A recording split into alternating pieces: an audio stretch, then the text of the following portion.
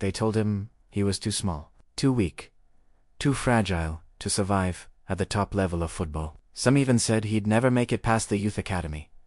They were all wrong. This is the story of how a boy forged in war became the brain of the beautiful game. Luka Modrić didn't grow up dreaming in a comfortable bed. He grew up in the middle of a war zone. As a child in Croatia during the War of Independence, his world was turned upside down. His home was destroyed. His beloved grandfather was tragically killed. His family became refugees, forced to flee for their lives. In Tischalis, football wasn't a luxury or a hobby. It was an escape. It was the only thing that made sense. While bombs fell in the distance, a young Luka would be in the parking lot of a hotel for refugees, kicking a battered old football. Barefoot, fearless, and completely obsessed. This is where his incredible vision was born. This is where his relentless hunger came from. He wasn't just playing a game, he was surviving. But survival on the streets was one thing. Earning respect on the pitch was another. When Luka first tried to join the youth academy at Hajduk Split, one of Croatia's biggest clubs, they rejected him. Too small, they said. Too frail. He eventually found a place at Dinamo Zagreb, but even there, the doubts followed him everywhere. Coaches would look at his slight frame and shake their heads. He's too light. He won't survive the tackles. He's simply not built for the modern game. He was loaned out to the Bosnian League, known for its brutal physicality, as a test. Many thought he'd break. Instead, he thrived. Winning Player of the Year. Still, the narrative persisted. When he made the big move to England to join Tottenham Hotspur in the Premier League, the critics were ruthless. The English media openly laughed. This kid can't handle the physicality of the Premier League. He'll get bullied off the park. They saw a small player and assumed weakness, but they were missing the point entirely. Luka wasn't trying to be the strongest player on the field. He was trying to be the smartest. This is where the genius of Luka Modrić truly lies. He doesn't overpower you. He outthinks you. He operates in a different dimension, seeing passes that nobody else can see. Every single touch has a purpose. Every movement is designed to create space and time where there is none. He is the master of rhythm, the conductor of the orchestra, slowing the game down or speeding it up at will. His signature move, the tribula, that outside elbowed pass, or shatizante, just for show. It's a tool of a master craftsman, used to unlock defenses with impossible angles. He turns defense into attack with a single pivot, a single pass. He is, quite simply, the brain of football.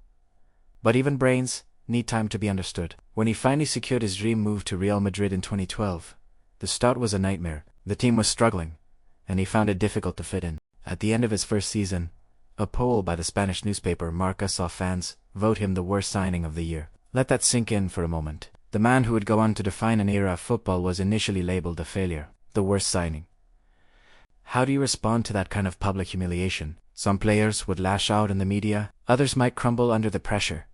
Luka Modrić, he responded with football. He put his head down, work it out of there, and let his performances do all the talking. Slowly but surely, he began to win over the manager, his teammates, and the incredibly demanding fans of the Santiago Bernabéu. He didn't just become a starter. He became the indispensable engine of arguably the greatest midfield in the history of the sport, alongside Toni Kroos and Casemiro. He was the quiet leader behind the global superstars, the man who connected the defense to the attack with flawless precision, while others were chasing headlines and personal glory. Luka was busy controlling the game, dictating the tempo, and making everyone around him better. What followed was an unprecedented era of dominance.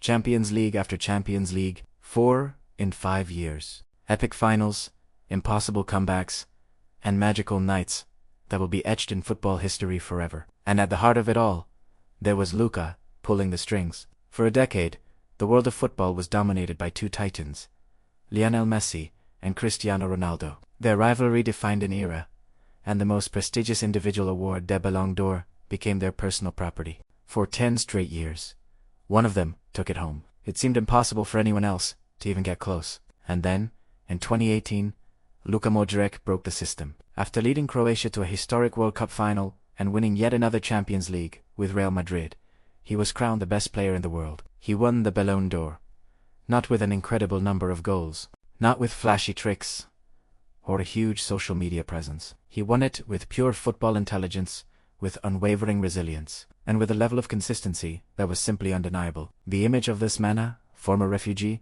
a kid rejected for being too small standing at the very pinnacle of world football, was a powerful message to everyone. So, Why does Luka Modrić matter so much? In an age of football obsessed with physical stats, speed, and power, Luka represents something rare and incredibly important. He is living proof that talent doesn't need size. He proves that leadership doesn't need to be loud or aggressive. It can be quiet, calm, and led by example.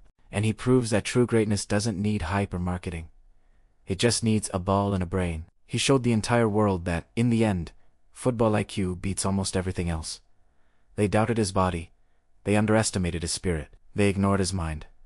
But Luka Modrić, he just kept playing, and he outlasted them all. Thank you for watching.